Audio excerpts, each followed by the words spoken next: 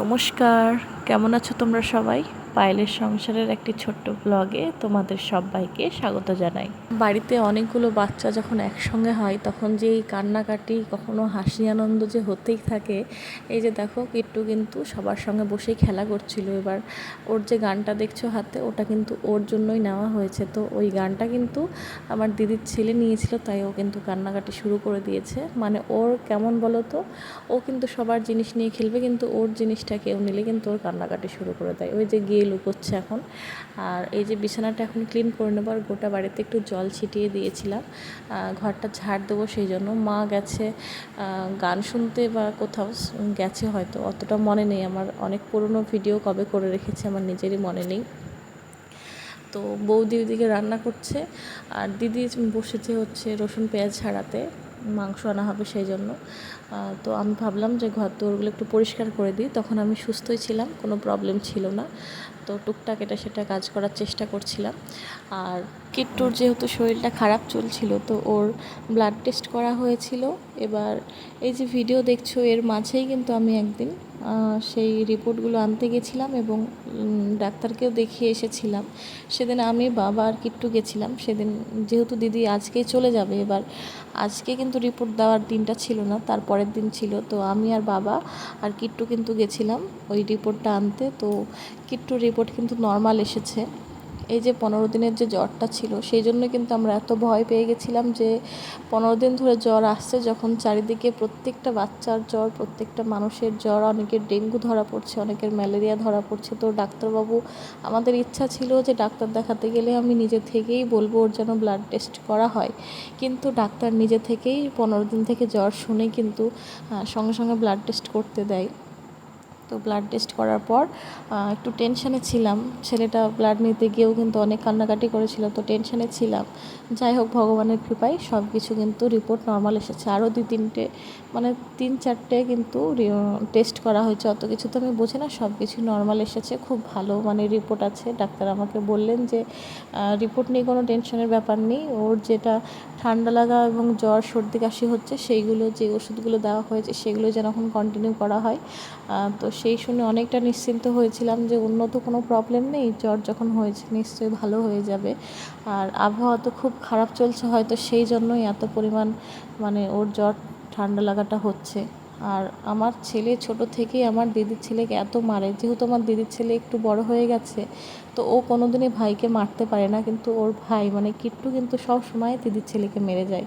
তো ঘর দোর এত নোংরা হয়েছিল, কারণ লাস্ট 2 দিন তো বৃষ্টি হচ্ছিল। বৃষ্টির জন্য এতগুলো মানুষ আমরা বাড়িতে, আমি, দিদির ছেলে, আমার ছেলে, বাবা মা, দাদা বৌদি, তাদের মেয়ে, সব কিছু মিলিয়ে কিন্তু প্রচুর মানুষ বাড়িতে। এবার অতগুলো মানুষ একবার যদি স্নান করারও জামা কাপড়গুলো কাচা হয়, তো কত জামা কাপড় হয় বুঝতেই পারছো। আর 2 দিন থেকে কিন্তু একদম বৃষ্টি কমছিল না।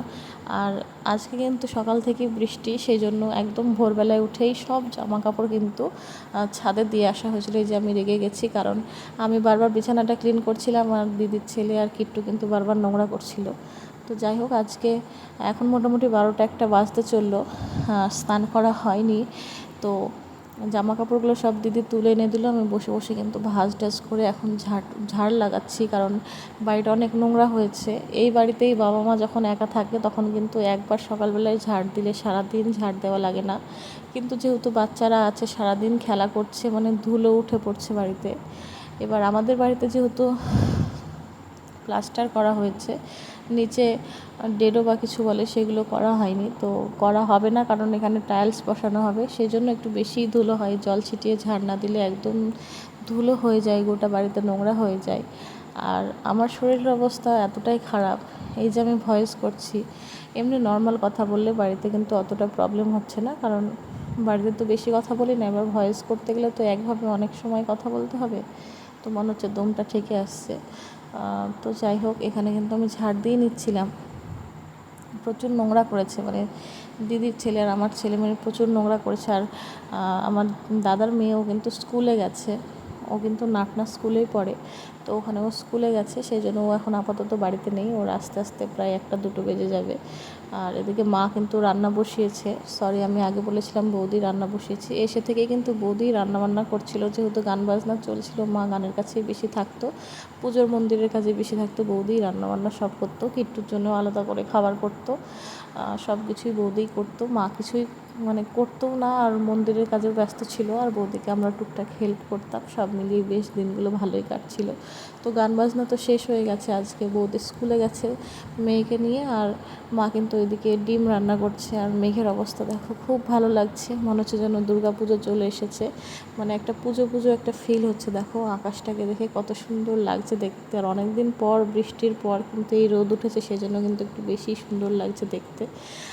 তো যাই হোক, দুপুরবেলায় এখন কিট্টুকে একটু ভাত খাইয়ে দেবো, তারপরে আমি স্নানে যাব।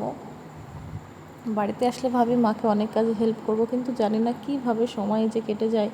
মানে বসেও থাকি না, কোনো সেরকম কাজ করা হয় না, শুধু সকাল থেকে উঠেই ঘরটা গুছিয়েই ঝাড় দিলাম, তাতেই মনে হচ্ছে যেন 3-4 ঘন্টা চলে গেল। মাকে হেল্প করা বাদ দিয়ে জানি না কী করি, সময় কেটে যায়। এখন কিন্তু প্রায় 1:30-2 বাজতে চললো, আমার কিন্তু এখনও স্নান হয়নি।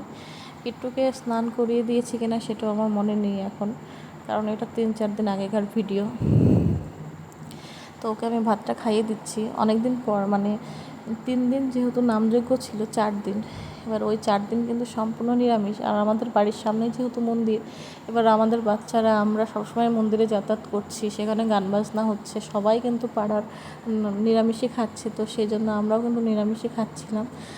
তো বাচ্চাদের জন্য আলাদা করে মাছ মাংস কিছুই করা হয়নি, কারণ ওরাই বেশি করে মন্দিরে গিয়ে উঠছিল, তারপর ওই যে সন্ধ্যা আরতির সময় যাচ্ছিল। তো আজকেই কিন্তু মৎসবের শেষের পরের দিন, সেজন্য আজকে বাড়িতে একটু মাছ নেওয়া হয়েছে। আর কিট্টু কিন্তু অনেক দিন পর একটু তৃপ্তি করে ভাত খেয়েছে, কারণ রোজ বাড়িতে মুগের ডাল হতো, তার সঙ্গে কিন্তু পাঁপড় ভাজা টাজা এসব হতো। তো আমরা কী করতাম, বাচ্চাদের জন্য একটা করে ডিম এনে দিতাম, দিনে 1-2 বার হোক ডিম এনে ভেজে দিতাম অমলেট করে, ওদের জন্যই আলাদা করে কিন্তু ডিমটা করা হতো। তো ওরা সেটা দিয়ে খেত, তো খেয়ে ওরা আরাম পাচ্ছিল না বাচ্চারা। তো আজকে মাছ নিয়ে এসে, মাছের ডিম যেহেতু আমার ছেলে খেতে ভালোবাসে, মাছের ডিম মাছ ভাজা দিয়ে বেশ আজকে আরাম করে ভাতটা খেয়েছে।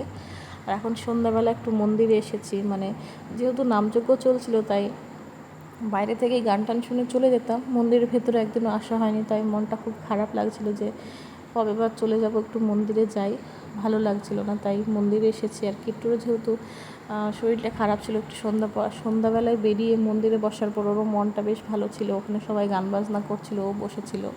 আর এটা কিন্তু তার পরের দিন, যেদিন আমার অলরেডি মুখে মানে এত পরিমাণ ব্যথা হয়েছে, আমি সেদিন আবার আমার জন্য ডাক্তার দেখাতে গেছিলাম, মানে মায়ের বাড়ি আসার পর 3 বার ডাক্তার দেখানো হয়ে গেল। এবার কিন্তু আজকে আমি কিছুক্ষণ আগে আবার বাবার সঙ্গে গেছিলাম ডাক্তার দেখাতে। আমার মুখে এমন একটা অবস্থা তোমাদেরকে দেখাবার, এই যে বাড়িতে মাছ মাংস এত কিছু হলেও আমি ঠিকঠাক কিচ্ছু খেতে পারছি না।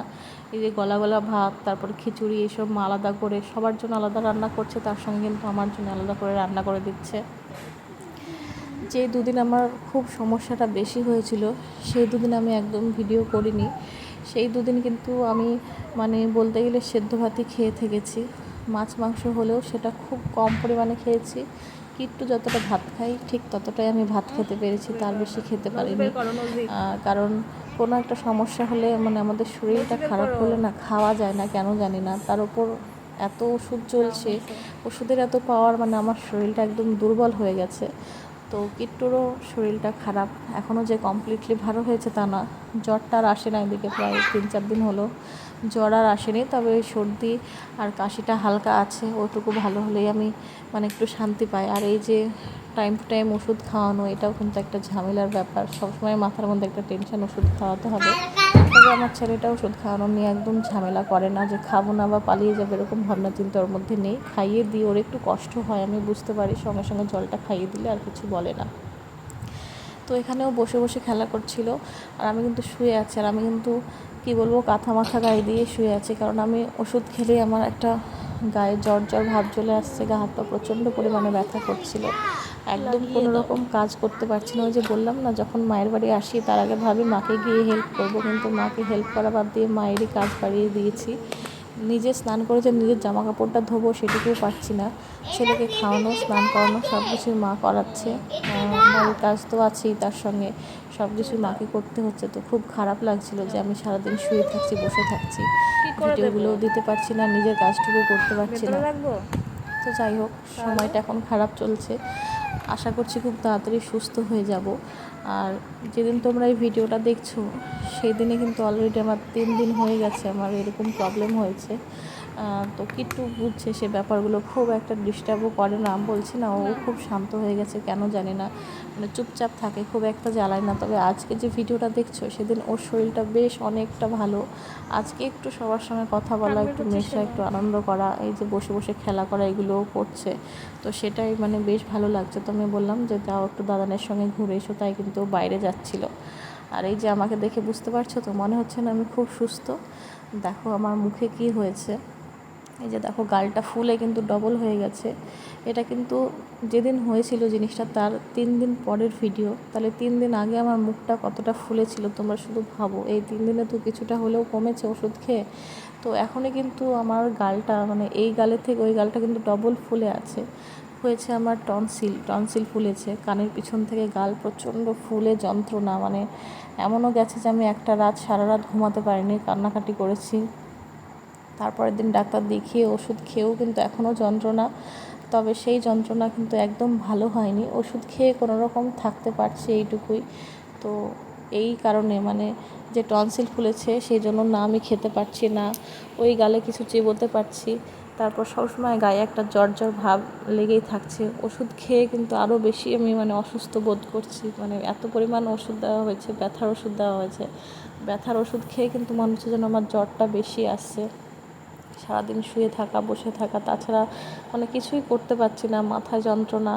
আর এই যে একটা মানে অস্বস্তিকর ব্যাপার যে জ্বর জ্বর ভাব, মানে প্রচণ্ড জ্বরও আসছে না, আবার জ্বর নেই এমনটাও না, মানে হালকা সবসময় একটা জ্বর আসছে। তো আজকে কিন্তু মাকে বলেছিলাম আর সেদ্ধ সেদ্ধ ভাত করো না, যেহেতু 3-4 দিন থেকে আমি ওগুলোই খাচ্ছি, মানে মাংস হলেও মাংসের সঙ্গে সেদ্ধ সেদ্ধ গলা গলা ভাত খাচ্ছি, ডিম হলেও তার সঙ্গে খাচ্ছি, মাছ হলেও খাচ্ছি। তো মুখে যেন একদম অরুচি হয়ে গেছে। তো মাকে বললাম নর্মাল ভাত করো, একটু ডিমের ঝোল করো, বেশি কিছু রান্না করো না, যেহেতু একটু জ্বর জ্বর ভাব। তাই মা কিন্তু এখানে করলা ভাজা, শিউলি পাতার বড়া, মানে তেতো ডালের বড়া করেছে, আর তার সঙ্গে ডিম আর ডাল সেদ্ধ করেছে। তো কিট্টুকেও খাওয়াচ্ছিলাম, আর তার সঙ্গে কিন্তু আমিও এখানে খেতে বসেছিলাম। গালের যে ফোলাটা সেটা ওই 3 দিনে যতটা ছিল তার থেকে একটু কমেছে। আমার পাতের যে ভাত দেখলে তো তার হয়তো আমি 1 ভাগ খেতে পারবো, আর সেই 1 ভাগ খাবার খেতে মানে ওই কিট্টু সমান খাবার খেতে আমার কিন্তু প্রায় 1-1.5 ঘন্টা লেগে যাবে, কারণ আমি কিছুই চিবোতে পারছি না, এত পরিমাণ গালে ব্যথা করছে।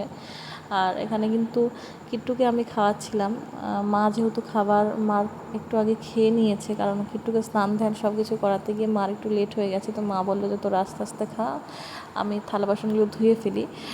প্রায় কিন্তু ওইদিকে 2:30 বেজে গেছে। তো কিছুক্ষণ আগে আমি মানে ওষুধ খেয়ে, বলছি না ব্যথার ওষুধ খেয়ে শরীরের মধ্যে এত অস্বস্তি হচ্ছে।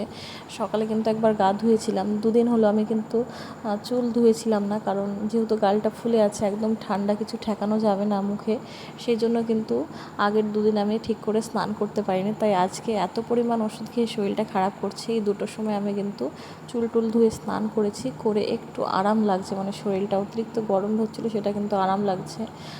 তো এখন একটু বসে বসে ভাত খাচ্ছি, ভাত খেতে প্রায় 1-1.5 ঘন্টা সময় লেগেছে, কি বলবো। তো যাই হোক, এদিকে যেহেতু 2-3 দিন হয়ে গেল, অতিরিক্ত একটা যন্ত্রণার যে ব্যাপারটা ছিল মানে 10% হলেও কমেছে। আর এই যে রোজ মানে 3 বেলা করে 6টা ওষুধ খাওয়া, এই ওষুধেই কিন্তু শরীরটা আরও দুর্বল হয়ে যাচ্ছে। কারণ ওষুধ খাওয়াটা কি বলো তো, ওষুধ খেলে না, যখন তুমি সঠিক পরিমাণে খাবার খেতে পারবে তখনই তুমি ওষুধটা ঠিকভাবে শরীরে তোমার নিতে পারবে। এবার কী হয়েছে, আমি যা ভাত খাই, মানে 3বারে যা ভাত খাই, সেই ভাতটা মানে একবারে যে ভাত খাই সেটা হয়তো 3বার খেয়েও আমি পোষাতে পারছি না। সেখানে আমার এত বড় বড় কড়া কড়া ওষুধ চলছে, ব্যথার ওষুধ চলছে, তো সেখানে শরীরটা তো একটু দুর্বল লাগবেই। মানে ওষুধটাই বেশি হয়ে যাচ্ছে, খাবারের তুলনায় ওষুধটাই কিন্তু বেশি হয়ে যাচ্ছে। তো কিছু তো করার নেই, মানে আমি চাইছি যে আমি বেশি করে ভাত খাই। আমি কিন্তু জানি যে যখন আমি কোনো ওষুধ খাচ্ছি বা যখন কোনো অসুস্থ, তখন আমাকে ভাতটা খেতেই হবে, কারণ প্রত্যেকবার কিন্তু আমি যতই অসুস্থ হই না কেন জোর করে আমি খাবার খাওয়ার চেষ্টা করি, কিন্তু এবার এমন একটা সিচুয়েশান হয়েছে যে আমি কিছুতেই খেতেই পারছি না। এর আগেও আমার কিন্তু গলা ইনফেকশান হয়েছিল, আমি ব্যাঙ্গালোরে ছিলাম। হাজব্যান্ড তখন রান্নাবান্না করে দিত, আমি অনেক কষ্ট করে, ও কিন্তু আমাকে ভাত মাখিয়ে, তখনও গলা গলা খাবার খেতে হতো, ভাত মাখিয়ে দিত, আমি জোর করে কষ্ট করে খেতাম। আর ও যেহেতু বারবার বলতো খেয়ে নাও খেয়ে নাও, নাহলে তোমার শরীরটা একদম ভালো হবে না, যতদিন তুমি খাবার ঠিক করে না খাবে ততদিন তুমি সুস্থ হবে না। তখন আমি কিন্তু খেতাম, আমি বুঝতাম যে ওষুধ খেলে আমাকে খাবার খেতেই হবে, কিন্তু এখন আমার এমন একটা পরিস্থিতি যে আমি মন চাইলেও ভাতটা ঠিকঠাক খেতে পারছি না। আমি জানি যে ভাত না খেলে আমি সুস্থ হব না, সবসময় শরীরের মধ্যে এই যে জ্বর জ্বর ভাব, মানে তারপর দুর্বল একটা ভাব, সেটা কিন্তু কিছুতেই ঠিক হবে না। তবুও আমি খেতে পারছি না, চেষ্টা করছি খাবার খাওয়ার। আর আমি ওইদিকে ওষুধ টষুধ খেয়ে নিয়েছি, এখন কিট্টুর ওষুধ খাওয়াবো। আ করো, বড় করে আ করো। জল দিচ্ছি, জল দিচ্ছি, শাক শাক শাক, জল জল জল।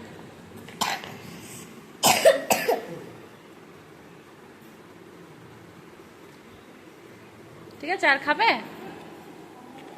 একটু জল খাবে? খাবে না? কি হলো এটা, কি হলো এটা, কি হলো এটা, কি হলো? ছাদ ছাদ নাও, এই নাও তোমার গান। কে করেছে? বেবি করেছে, খেলা করেছে না। একটু গান শোনাও। কেন? একটু গান করো, পালা পালা পালা করো। কোথায়?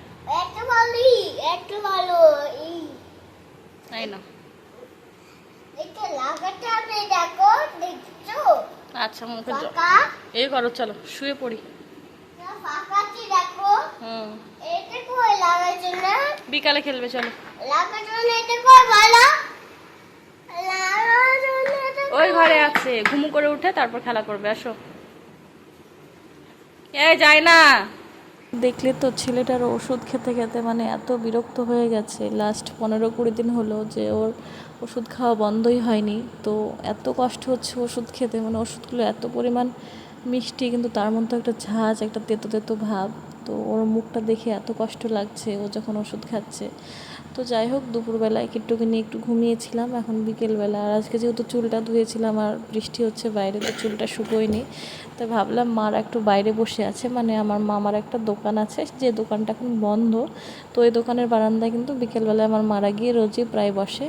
তো আমার যেহেতু মুখটা একটু ফোলা, একটু তো লজ্জা লাগছে বাইরে যেতে, সবাই জিজ্ঞাসা করছে, তো খারাপ লাগছে, তাই ভাবলাম যে চুলটা খোলা থাক, চুলটা দিয়ে গালটা ঢাকা থাক। যখন ডাক্তার মাক্তার দেখাতে যাচ্ছে তখন কিন্তু ওড়না দিয়ে মুখটা ঢেকেই যাচ্ছি, নাহলে সত্যিই লজ্জা লাগছে।